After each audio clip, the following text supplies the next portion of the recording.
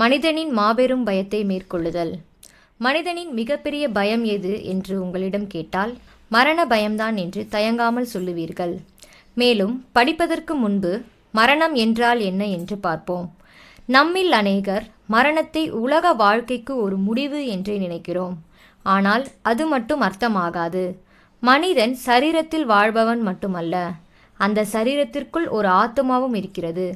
மரணத்தை மேலும் புரிந்து கொள்ள பூமியில் மனிதன் வாழத் தொடங்கிய காலத்திற்கு போய் பார்க்க வேண்டும். இந்த உலகம் தானாக பரிணாமம் அடையவில்லை. ஒன்றுமே இல்லாத போது தேவனின் வார்த்தையால் உருவாக்கப்பட்டது என்பதை முதலாவது நம் மனதில் இருத்தி கொள்ள வேண்டும். தம் வாயால் அவர் சொல்ல சொல்ல ஒவ்வொன்றாக உருவானது. நம்புவதற்கு கடினமாக தோன்றினாலும் அதுவே மறுக்க முடியாத உண்மை. தேவனை குறித்து சொல்ல வேண்டுமானால் அவர் அன்பிற்கு அளவே இல்லை. சாந்தம், பொறுமை, பண்பு, வல்லமை, நீதி, தூய்மை, உண்மை, நற்குணம், சமாதானத்தை விரும்புபவர், மன்னிப்பவர், நீடிய சாந்தமுள்ளவர், கருணை, இரக்கம், கனிவு, சந்தோஷம் போன்ற நாம் விரும்பும் அத்துணை நற்குணங்களையும் கொண்டவர் என்பதை நினைவில் கொள்ள வேண்டும். தேவனின் சாயலாய் படைக்கப்படுதல். பல்லாயிரம் ஆண்டுகளுக்கு முன்பு தேவன் 6 நாட்களில் இந்த உலகத்தை சிருஷ்டித்தார். முதல் மனிதர்களாகிய ஆதாமையும் ஏவாளையும் 6ஆம் நாளில் சிருஷ்டித்த பின் 7ஆம் நாளில் தேவன் ஓய்ந்திருந்தார். தேவன் அவர்கள் இருவரையும் அவருடைய சாயலின்படி உண்டாக்கினார். தேவன் ஆவியாக இருக்கிறார். ஆதலால் இது அவரது உருவ ஒற்றுமையை குறிக்காமல் அவரது குணாதிசயங்களை குறிக்கிறது. பின்பு தேவன் நமது சாயலாகவும் நமது ரூபத்தின்படியேயும் மனுஷனை உண்டாக்குவோமாக. அவர்கள் சமுத்திரத்தின் மச்சங்களையும் ஆகாயத்து பறவைகளையும் மிருக ஜீவன்களையும் பூமி அனைத்தையும் பூமியின் மேல் ஊறும் சகல பிராணிகளையும் ஆளக்கடவர்கள் என்றார். தேவன் தம்முடைய சாயலாக மனுஷனை சிருஷ்டித்தார். அவனை தேவ சாயலாகவே சிருஷ்டித்தார். ஆணும் பெண்ணுமாக அவர்களை சிருஷ்டித்தார். ஆதியாகமம் 1ஆம் அதிகாரம் 26-27. இதன் பொருள் என்னவென்றால், உருவாக்கப்பட்ட முதல் ஆணும் பெண்ணும் தேவனின் குணாதிசயங்களை பெற்றிருந்தனர். அவர்களுக்குள் அன்பு, மகிழ்ச்சி, சமாதானம், பொறுமை, கனிவு, நற்குணம், உண்மை, தயவு, சுய கட்டுப்பாடு, இன்னும் தேவனிடம் இருந்த எல்லா குணாதிசயங்களும் காணப்பட்டன. ஆத்துமாவோடும் சரீரத்தோடும் சிருஷ்டிக்கப்பட்டோம். நாம் ஒரு சரீரத்தோடும் ஆத்துமாவோடும் சிருஷ்டிக்கப்பட்டுள்ளோம். மனிதனின் சரீரத்தை மண்ணினாலே உண்டாக்கி அதன் மூக்கினுள் தன் சுவாசத்தை ஊதி உயிர் கொடுத்தார். தேவனாகிய கர்த்தர் மனுஷனை பூமியின் மண்ணினாலே உருவாக்கி ஜீவ சுவாசத்தை அவன் நாசியிலே ஊதினார். மனுஷன் ஜீவாத்துமாவானான். ஆதியாகமம் 2ஆம் அதிகாரம் வசனம் 7. இதன் பொருள் என்னவென்றால், தேவன் நித்தியமாய் இருப்பது போலவே நாமும் என்றென்றும் வாழும்படி உண்டாக்கப்பட்டோம். ஆனால் ஏதோ ஒன்று மாறியதால் இப்படி நடப்பதை தடுத்துவிட்டது. நடந்ததை கண்டுபிடிக்க தொடர்ந்து படியுங்கள். அனுமதியும் தடை உத்தரவும். தேவன் ஆதாமுக்கும் ஏவாளுக்கும் அளவற்ற விடுதலையும் எச்சரிப்புடன் இணைந்த ஒரே ஒரு தடையும் அளித்திருந்தார். தேவனாகிய கர்த்தர் மனுஷனை நோக்கி, நீ தோட்டத்தில் உள்ள சகல விருட்சத்தின் கனியையும் புசிக்கவே புசிக்கலாம், ஆனாலும் நன்மை தீமை அறியத்தக்க விருட்சத்தின் கனியை புசிக்க வேண்டாம். அதை நீ புசிக்கும் நாளில் சாகவே சாவாய் என்று கட்டளையிட்டார். ஆதியாகமம் 2ஆம் அதிகாரம் வசனம் 16-17. மரணம். மரணம் என்ற வார்த்தையை கேட்டதும் பொதுவாக நாம் சரீர மரணத்தையே யோசிக்கிறோம். ஆனால் நாம் உடலும் ஆத்துமாவும் கொண்ட சரீரத்தில் உள்ளவர்கள் மட்டுமல்லாமல் ஆவிக்குரியவர்களும் கூட. எனவே சாவு நம் சரீரம் மற்றும் ஆத்துமாவை சிதைக்கிறது என்பதை மறந்துவிடக்கூடாது. ஆதலால் ஆதாமும் ஏவாளும் பாவம் செய்த உடனே அவர்கள் ஆவியிலே மரித்து போனார்கள். எப்படி என்றால், அவர்களுக்குள் இருந்த தேவசாயல் முழுவதும் சிதைந்து போய் தேவனின் அழகான குணாதிசயங்கள் வெளிப்படாமல் போனது. அவர்கள் ஆவியில் மரித்தது மட்டுமல்லாமல் சரீரமும் சாவுக்கேதுவாக நாளுக்கு நாள் பலவீனப்பட்டது. இருந்தாலும் நமது வாழ்நாட்களை விட அக்காலத்தில் வாழ்ந்தவர்கள் நீண்ட நெடிய நாட்கள் வாழ்ந்துள்ளனர். மெத்தூசலா அதிக நாட்கள் வாழ்ந்தவன். மெத்தூசலாவுடைய நாளெல்லாம் 969 வருஷம். அவன் மரித்தான். ஆதியாகமம் 5:27. மனிதனின் வீழ்ச்சி. தேவனுக்கு விரோதமாக செய்வது அவர்களுக்குள் பாவத்தையும் மரணத்தையும் கொண்டு வரும் என்று ஆதாம் ஏவாள் அறிந்திருந்தும் பாவத்தை தெரிந்து கொண்டனர். அன்று முதல் தேவனுக்கு பிரியமான வாழ்க்கையை மனிதன் வாழ விரும்பினாலும் அவனது முயற்சிகள் ஒன்றும் அவரை பிரியப்படுத்தவில்லை. பாவம் உலகளாவிய மக்களை ஆட்சி செய்ய ஆரம்பித்தது. அது இன்றும் தொடர்கிறது. மனிதன் அப்பாவத்திற்கு அடிமையானதுமின்றி அதற்கான தண்டனையாகிய மரணத்தையும் தன் கழுத்தில் சுமந்து கொண்டு இருக்கிறான். இந்த மரணம் தற்காலிகமானதல்ல, இது நிரந்தரமானது. அப்படியானால் மனிதன் தேவனை விட்டு நித்தியமாக பிரிக்கப்பட்டு பரலோகத்தில் தேவனுக்கு விரோதமாக எழும்பிய சாத்தானுக்காகவும் அவன் தூதர்களுக்காகவும் ஏற்படுத்தப்பட்ட நரகத்தில் தள்ளப்படுவான். நம்மை தேவனுக்கு விரோதமாக திசை திருப்ப சாத்தானும் தன்னால் ஆன எல்லா முயற்சிகளையும் செய்து தான் சென்றடையும் நரகத்தில் நம்மையும் தள்ளி அழிக்க விரும்புகிறான். இவ்வாறு பாவமும் மரணமும் மக்களின் மீது வந்தது. இப்படியாக ஒரே மனுஷனாலே பாவமும் பாவத்தினாலே மரணமும் உலகத்திலே பிரவேசித்தது போலவும் எல்லா மனுஷரும் பாவம் செய்தபடியால் மரணம் எல்லாருக்கும் வந்தது போலவும் இதுவுமாயிற்று.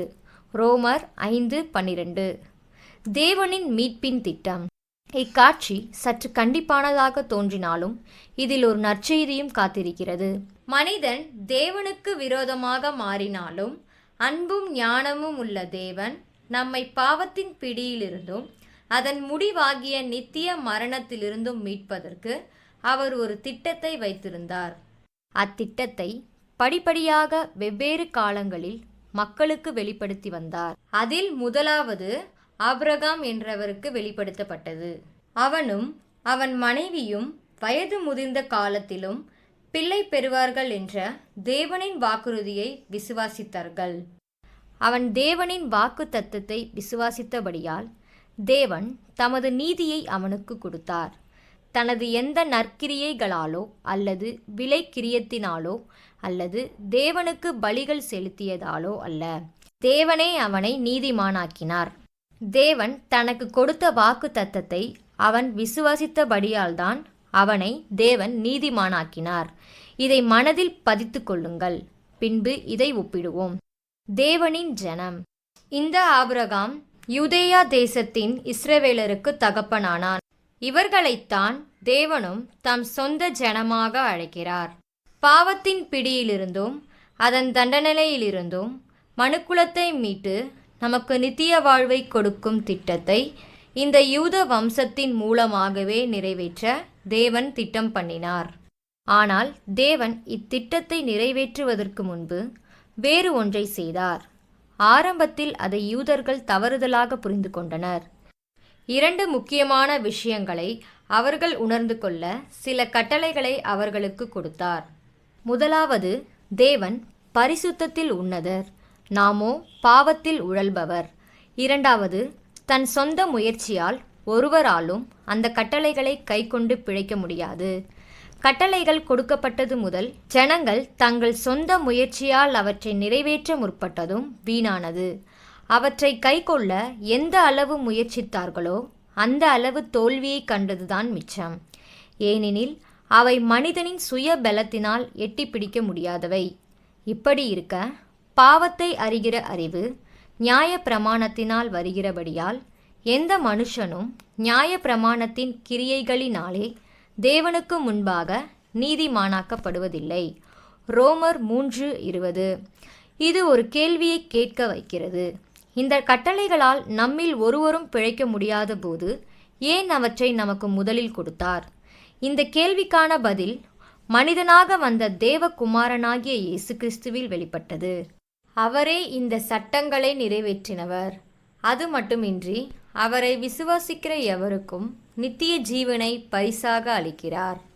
ஆபிரகாம் தேவனை விசுவாசித்ததால் நீதிமானாக்கப்பட்டது போல இயேசுவை விசுவாசிக்கிறவர் யாராக இருந்தாலும் தேவனின் நீதியை பெற்று நித்திய வாழ்வை சுதந்தரிக்க முடியும். இயேசு தேவனின் குமாரன். தேவகுமாரனாகிய இயேசு மரியாள் எண்ணப்பட்ட கன்னிகை இடத்தில் அற்புத விதமாக தோன்றி இவ்வுலகில் வந்தார். இயேசுவின் பிறப்பை பற்றி காபிரியேல் என்ற தேவதூதன் இவ்வாறு மரியாளிடம் கூறினான். பரிசுத்த ஆவி உன்மேல் வரும், உன்னதமானவருடைய பலம் உன்மேல் நிழலிடும். ஆதலால் உன்னிடத்தில் பிறக்கும் பரிசுத்தமுள்ளது தேவனுடைய குமாரன் எனப்படும். லூக்கா 1:35. மிகப்பெரிய தியாகம். இயேசு ஒரு யூத குடும்பத்தில் பிறந்து பிதாவாகிய தேவனுக்கு பிரியமான குற்றமற்ற வாழ்க்கையை வாழ்ந்ததால் அவர் யோவான் ஸ்நானனால் ஞானஸ்நானம் பெற்றபோது வானம் திறக்கப்பட்டு வானத்திலிருந்து ஒரு சத்தம் உண்டாகி, இவர் என்னுடைய நேசகுமாரன், இவரில் பிரியமாயிருக்கிறேன் என்று உரைத்தது. மத்தேயு 3:17. மனிதனிடம் தேவன் எதிர்பார்த்த குற்றமற்ற வாழ்க்கையை இயேசு வாழ்ந்தார் என்று அவர் வாழ்வில் பிரியப்பட்ட தேவன் சந்தேகமின்றி கூறினார். எனவே அவர் அகில உலகத்தின் பாவத்தையும் தன் மீது சுமக்கத்தக்க பூரண புருஷனாக இருக்கிறார். அன்பு, கிருபை, இரக்கம் மற்றும் தேவநீதி. தேவனின் நிபந்தனையற்ற அன்பை நிரூபிக்க இயேசு வந்தார். அவரது அன்பு நாம் யார் அல்லது எப்படி வாழ்கிறோம் என்பதை சார்ந்திராமல் அவரின் படைப்பாகிய நம்மை பூரணமாக நேசிக்கும் அன்பு. தேவனின் கிருபையை நிரூபிக்க அவர் வந்தார். அந்த வார்த்தை மாம்சமாகி கிருபையினாலும் சத்தியத்தினாலும் நிறைந்தவராய் நமக்குள்ளே வாசம் பண்ணினார். அவருடைய மகிமையை கண்டோம். அது பிதாவுக்கு ஒரே பேரானவருடைய மகிமைக்கு ஏற்ற மகிமையாகவே இருந்தது. யோவான் 1:14. கிருபை என்பது தகுதியில்லாதவனுக்கு காட்டும் தயவு, நமது பாவத்து நிமித்தம். தகுதியற்ற நாம் தேவனின் அன்பையும் ஆசீர்வாதங்களையும் பெற்றுக்கொள்வது. தேவனின் இரக்கத்தையும் நிரூபிக்க இயேசு வந்தார். எப்படி என்றால், நமது பாவத்தின் நிமித்தம் பெற வேண்டிய தண்டனையையும் நாம் பெறாமல் தவிர்ப்பது. இயேசு தேவ நீதியையும் நிரூபித்தார். எப்படியெனில், அகில உலகத்தின் பாவத்தையும் தன்மேல் ஏற்ற இயேசுவை தண்டிப்பதன் மூலம் தேவன் பாவத்தை பொறுத்து கொள்ளாமல் கண்டித்தார். எனவே தேவன் நீதி உள்ளவரும் நீதிமானாக்குகிறவருமாய் ஜனங்களை குற்றமற்றவராக அல்லது நீதியுள்ளவராக மாற்றத்தக்கவர் இருக்கிறார். தேவன் பொறுமையாயிருந்த முற்காலத்தில் நடந்த பாவங்களை தாம் பொறுத்து கொண்டதை குறித்து தம்முடைய நீதியை காண்பிக்கும் பொருட்டாகவும் தாம் நீதியுள்ளவரும் இயேசுவினிடத்தில் விசுவாசமாயிருக்கிறவனை நீதிமானாக்குகிறவருமாய் விளங்கும்படி இக்காலத்திலே தமது நீதியை காண்பிக்கும் பொருட்டாகவும். ரோமர் 3:25-26. அகில உலகத்தின் பாவங்களுக்காக தன் ஜீவனை பலியாக ஒப்புக்கொடுப்பதன் மூலம் நிறைவேற்றினார். எப்படியெனில், நமது பாவங்களின் தண்டனையாகிய மரணத்தை நாம் பெறுவதற்கு பதிலாக நமது ஸ்தானத்தில் இயேசு மரித்ததினால் நாம் அந்த தண்டனைக்கு தப்பி மாறாக நித்திய ஜீவனை பெற்றுக்கொள்ளலாம். யோவான் 3:16 இயேசு சொன்னார், தேவன் தம்முடைய ஒரே பேரான குமாரனை விசுவாசிக்கிறவன் எவனோ அவன் கெட்டு போகாமல் நித்திய ஜீவனை அடையும்படிக்கு அவரை தந்தருளி இவ்வளவாய் உலகத்தில் அன்பு கூர்ந்தார். அந்த ரோமானிய சிலுவையில் கொடூர மரணமடைந்ததுமின்றி 3ஆம் நாள் உயிர்த்தெழுந்ததனால் நம் சார்பில் பலியான அவரது தியாகம் தேவனால் அங்கீகரிக்கப்பட்டது நிரூபணமாகிறது. தேவனின் நீதி. நமது ஸ்தானத்தில் இயேசு மரித்ததனாலும் மீண்டும் உயிர்த்தெழுந்ததாலும் நமது பாவங்களுக்கான தண்டனையை சுமந்ததுமின்றி தம்மை விசுவாசிக்கின்ற யாவருக்கும் தேவநீதியை பரிசாக அளிக்கிறார். இப்படி இருக்க நியாய பிரமாணம் இல்லாமல் தேவநீதி வெளியாக்கப்பட்டிருக்கிறது. அதை குறித்து நியாய பிரமாணமும் தீர்க்க தரிசனங்களும் சாட்சியிடுகிறது. அது இயேசு கிறிஸ்துவை பற்றும் விசுவாசத்தினாலே பலிக்கும் தேவநீதியே. விசுவாசிக்கிற எவர்களுக்குள்ளும் எவர்கள் மேலும் அது பலிக்கும். வித்தியாசமே இல்லை. ரோமர் 3:21-22. தேவனின் பார்வையில் எந்த மனுஷனும் நீதிமான் இல்லை. ஏனெனில் தேவன் பரிசுத்தர். அவரது பரிசுத்தத்தோடு நம்மை ஒப்பிட்டால் தொலை தூரத்தில் இருக்கிறோம். ஆனால் முற்றிலும் நீதியுள்ள இயேசு தேவனின் நீதியையே பரிசாக கொடுக்கும் அதிகாரம் பெற்றவர். நீதிமானாக்கப்பட நாம் எந்த பரிகாரமும் செய்ய தேவையில்லை. ஆபிரகாம் எப்படி தேவனை விசுவாசித்து தேவனாலே நீதிமானாக்கப்பட்டானோ அதேபோல் நாமும் தேவனை விசுவாசித்தால் போதும். அதனால் நமக்கென்ன பலன்? இன்று உங்களுக்கும் எனக்கும் இதை எவ்வாறு அர்த்தப்படுத்தலாம்? எப்படியெனில், இயேசு உங்கள் ஸ்தானத்தில் மரித்து உயிர்த்தெழுந்ததை விசுவாசித்து ஞானஸ்நானம் பெற்றால் உங்கள் பாவங்கள் மன்னிக்கப்பட்டு நித்திய மரணத்துக்கு தப்பி தேவ நீதியை பரிசாக பெற்று பூமியிலேயே புதுவாழ்வை பெற்று முடிவில் தேவனோடு பரலோகத்தில் நித்திய காலம் வாழலாம். இதனால் நாம் சரீரத்தில் மரிக்க மாட்டோம் என்று பொருளாகாது. நமது ஆத்துமா மரிக்காத நித்திய நிலையை அடைந்தது என்றே பொருள். ஆண்டவர் இயேசு மறுபடியும் வரும் முன் இந்த நமது சரீரம் மரித்தாலும் பின்பு ஒரு புதிதும் மகிமையுமான சரீரத்தை பெற்றுக்கொள்வோம். இதோ ஒரு இரகசியத்தை உங்களுக்கு அறிவிக்கிறேன். நாம் எல்லாரும் நித்திரை அடைவதில்லை. ஆகிலும் கடைசி எக்காலம் தொனிக்கும்போது ஒரு நிமிஷத்திலே ஒரு இமைப்பொழுதிலே நாம் எல்லாரும் மறுரூபமாக்கப்படுவோம். எக்காலம் தொனிக்கும். அப்பொழுது மரித்தோர் அழிவில்லாதவர்களாய் எழுந்திருப்பார்கள். நாமும் மறுரூபமாக்கப்படுவோம். அழிவுள்ளதாகிய இது அழியாமையையும் சாவுக்கேதுவாகிய இது சாவாமையும் தரித்து கொள்ள வேண்டும். 1 கொரிந்தியர் 15:51-53. ஞானஸ்நானம் என்றால் என்ன? பாப்டிட்ஸோ என்ற கிரேக்க வார்த்தையிலிருந்து பாப்டிசம் என்ற ஆங்கில வார்த்தை வருகிறது. இதன் பொருள் மூழ்க செய்தல். இயேசுவை விசுவாசிப்பவர் யாராக இருந்தாலும் இந்த எளிய அர்ப்பணிப்பின் செயலை செய்ய வேண்டும். ஞானஸ்நானத்தில் நாம் இயேசுவின் மரணம், அடக்கம் செய்தல் மற்றும் அவரது உயிர்த்தெழுதலோடு அடையாளப்படுத்துகிறோம். இயேசு நம் ஸ்தானத்தில் மரித்து அடக்கம் பண்ணப்பட்டு உயிர்த்தெழுந்ததை அங்கீகரித்து அதே போல தண்ணீருக்குள் மூழ்க செய்வதன் மூலமும் தண்ணீரிலிருந்து எழும்புவதன் மூலமும் நாமும் பழைய பாவ வாழ்க்கைக்கு மரித்து கிறிஸ்துவுக்குள்ளான புதிய வாழ்க்கைக்கு எழுந்துள்ளோம் என்று விசுவாசிப்பதாகும். இயேசு சொன்னார், விசுவாசம் உள்ளவனாகி ஞானஸ்நானம் பெற்றவன் ரட்சிக்கப்படுவான், விசுவாசியாதவனோ ஆக்கினைக்குள்ளாக தீர்க்கப்படுவான். மார்க்கு 16:16. இயேசுவின் விசுவாசி ஒவ்வொருவரும் ரட்சிக்கப்பட ஞானஸ்நானம் பெற்றுக்கொள்ள வேண்டியது தெளிவாகிறது. ஒரு பரிசு.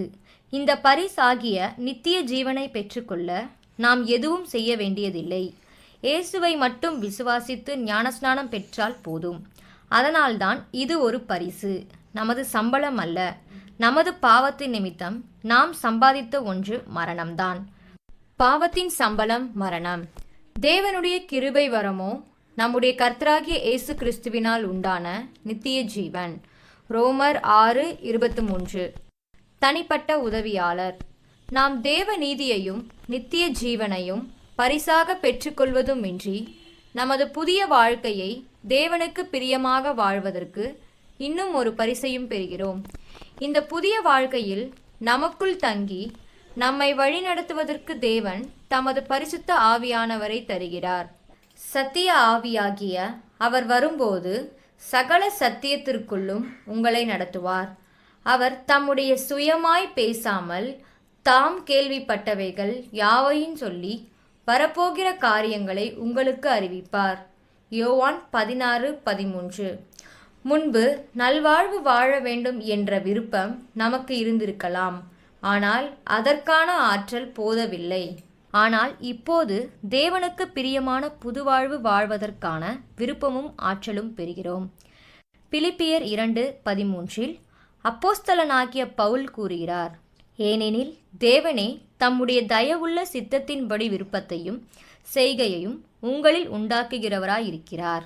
மேலும் இயேசுவை விசுவாசிக்கும் நமக்காக தேவன் வாக்களித்த நித்திய வாழ்வுக்கு பரிசுத்த ஆவியானவரே உத்தரவாதமாக அல்லது அச்சாரமாக இருக்கிறார். மீண்டும் அவர் எபேசியர் 1:13-14 கூறுகிறார், நீங்களும் உங்கள் இரட்சிப்பின் சுவிசேஷமாகிய சத்திய வசனத்தை கேட்டு விசுவாசிகளான போது வாக்குத்தத்தம் பண்ணப்பட்ட பரிசுத்த ஆவியால் அவருக்குள் முத்திரை போடப்பட்டீர்கள். அவருக்கு சொந்தமானவர்கள் அவருடைய மகிமைக்கு புகழ்ச்சியாக மீட்கப்படுவார்கள் என்பதற்கு ஆவியானவர் நம்முடைய சுதந்திரத்தின் அச்சாரமாயிருக்கிறார். அப்படியானால் தேவன் தமது பரிசுத்த ஆவியானவரை நமக்குள் தங்கி வசிக்கும்படி கொடுப்பார்.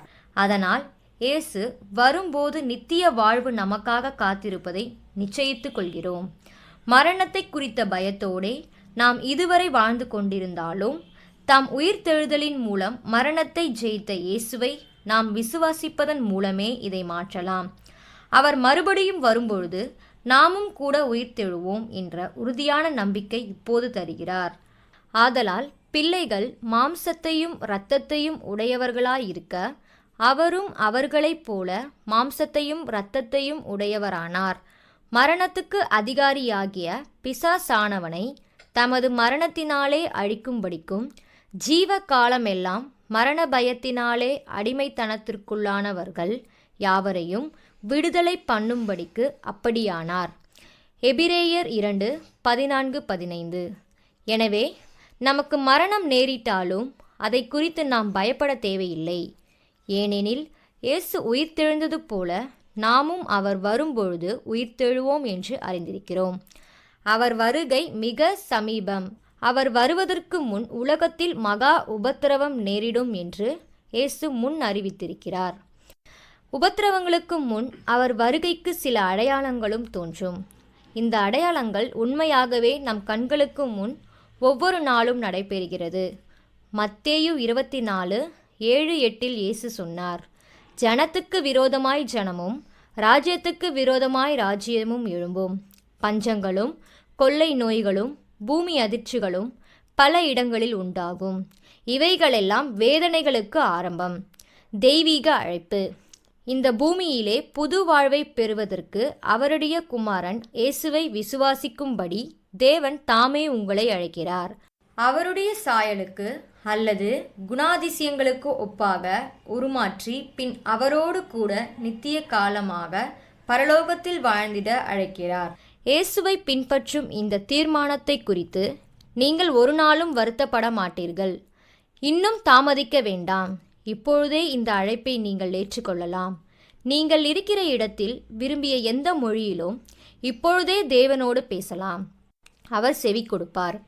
உங்கள் பாவத்திற்கான தண்டனையை அவர் சுமந்து தீர்த்தார் என்பதை விசுவாசிப்பதாக அவரிடம் கூறி உங்கள் பாவங்களை மன்னிக்கும்படி வேண்டுங்கள். நீங்கள் எந்த பாவம் செய்திருந்தாலும் அவற்றை அவர் முற்றிலும் மன்னிப்பதற்கு ஆற்றலும் விருப்பமும் உள்ளவர்.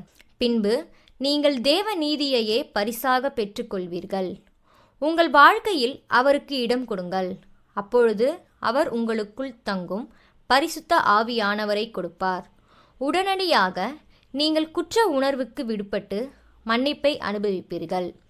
விவரிக்க முடியாத சமாதானத்தையும் உலகம் தர முடியாத சந்தோஷத்தையும் பெற்றால் வாழ்க்கை முற்றிலும் மாறிவிடும். யோவான் 14:27 இயேசு சொன்னார், சமாதானத்தை உங்களுக்கு வைத்து போகிறேன், என்னுடைய சமாதானத்தையே உங்களுக்கு கொடுக்கிறேன். உலகம் கொடுக்கிற பிரகாரம் நான் உங்களுக்கு கொடுக்கிறதில்லை. உங்கள் இருதயம் கலங்காமலும் பயப்படாமலும் இருப்பதாக. ஏசாயா என்ற தீர்க்கதரிசியின் மூலம் ஏசாயா 1:18 தேவன் சொன்னார், வழக்காடுவோம் வாருங்கள் என்று கர்த்தர் சொல்லுகிறார். உங்கள் பாவங்கள் சிவேரென்றிருந்தாலும் உறைந்த மழையைப் போல வெண்மையாகும். அவைகள் இரத்தாம்பர சிவப்பாயிருந்தாலும் பஞ்சை போலாகும். இது மட்டுமல்ல, நீங்கள் தேவனுடைய பிள்ளையாக மாறிவிடுகிறீர்கள். இதை கற்பனை செய்து பாருங்கள். பேரண்டத்தின் கடவுள் உங்கள் தகப்பனாகிறார். உலகத்தின் எந்த ஒரு தகப்பனையும் விட தேவன் உங்களுக்கு நெருக்கமானவராகி விடுகிறார். அவருடைய நாமத்தின் மேல் விசுவாசம் உள்ளவர்களாய் அவரை ஏற்றுக்கொண்டவர்கள் எத்தனை பேர்களோ அத்தனை பேர்களும் தேவனுடைய பிள்ளைகள் ஆகும்படி அவர்களுக்கு அதிகாரம் கொடுத்தார். யோவான் 1:12.